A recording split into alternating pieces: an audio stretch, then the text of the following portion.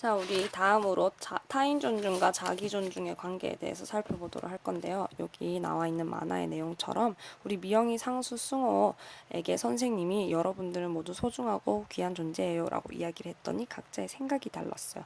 일단 미영이는 난 소중하구나 라고 생각하는 존재가 있고, 그리고 상수는 내가 잘하는 게 뭐 있는데 난 소중하지 않아 라고 생각하는 입장이고, 그래서 승호가 이 두 명에게 물어요. 나는 과연 소중한 존재일까? 라고 질문했더니 이 상수는 네가 뭐가 소중하겠냐? 라고 이야기를 하고 있고, 미영이는 아니야 넌 소중해 라고 이야기를 하고 있는 거예요. 자, 이 태도에 지금 차이가 있었죠. 한 명은 자기 존중을 하고 있었고 한 명은 자기 존중을 제대로 하지 못한 상황이었거든요.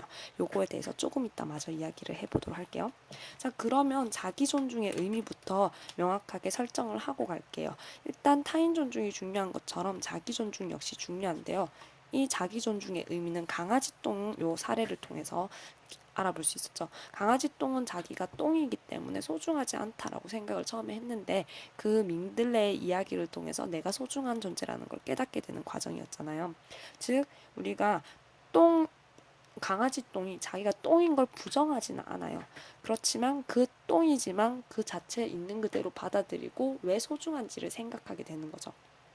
즉 우리 자기 존중이라는 것은 자신의 이익만을 자신이 있는 그대로 받아들이고 소중하게 여기는 것을 자기 존중이라 하고요.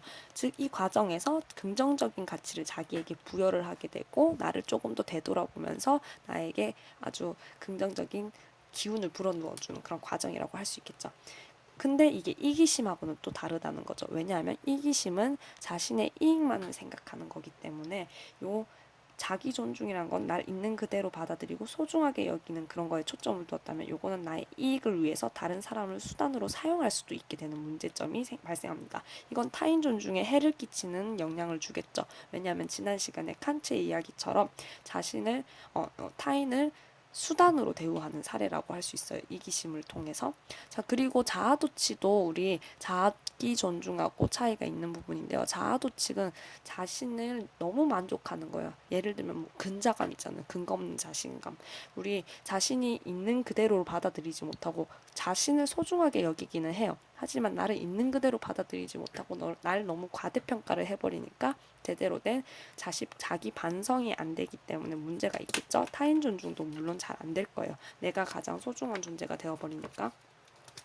자, 그러면 이제 자기 존중의 의미를 알았으면 타인 존중과의 관계를 살펴보도록 할게요. 대표적인 사례로 우리 여기 현수의 사례가 나와 있는데, 현수가 자기가 가난하고 그리고 공부도 못하고 그리고 부모님에게 사랑도 못 받아서 난 소중하지 않다라고 생각하는 존재였어요.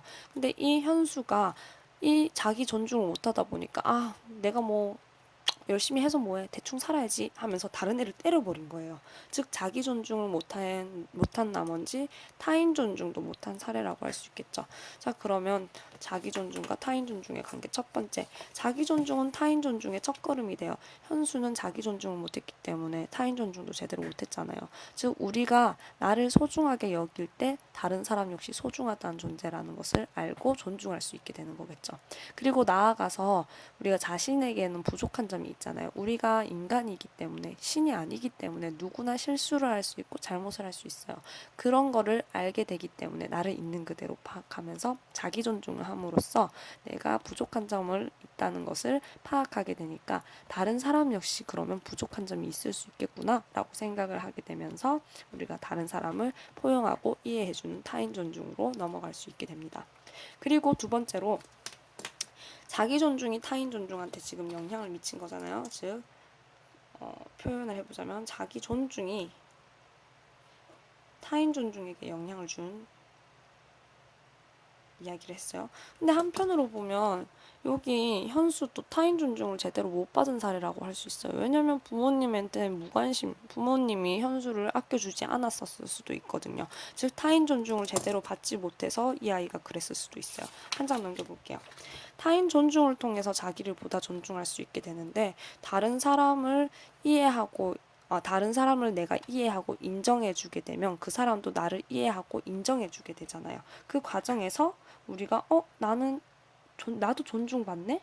나도 그러면 가치 있는 존재일까? 생각을 하게 되고, 나도 소중한 존재구나 라고 긍정적인 가치를 부여할 수 있게 됩니다. 다른 사람에게 우리 지난 시간에 얘기한 것처럼 가는 말이 고우면 오는 말이 고운 것처럼 내가 다른 사람에게 잘하니까 다른 사람도 나에게 잘하게 되는 거죠.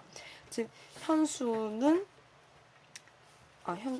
현수는 이거는 또 다른 측면에서 타인 존중을 못 받은 사례인데, 즉 우리 타인으로부터 받은 존중은 자기 존중의 마음을 형성하는 데 큰 영향을 주는데, 부모님, 선생님과 같은 중요한 타인으로부터 받은 그런 존중이 아주 소중하다고 해요. 근데 아까 현수는 제대로 된 존중을 받지 못했으니까 자기 존중에 약간 그런 정체성, 자기의 정체성이 제대로 형성이 못됐던 거라고도 볼 수 있겠죠.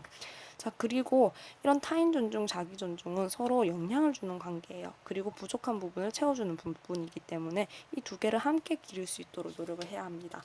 그리고 타인 존중을 통해 자기 존중을 하게 된 사례를 한번 보도록 할 건데요. 여기 생텍쥐페리의 어린 왕자 이야기인데요. 여기 보면 어린 왕자가 자신의 작은 행성에서 기르던 장미꽃이 있어요. 근데 이 장미꽃이 세상에 하나밖에 없는 꽃이라고 생각해서 엄청 소중하게 여겼거든요. 그런데 지구에 와서 보니까, 알고 보니까 이게 장미꽃이었었어요.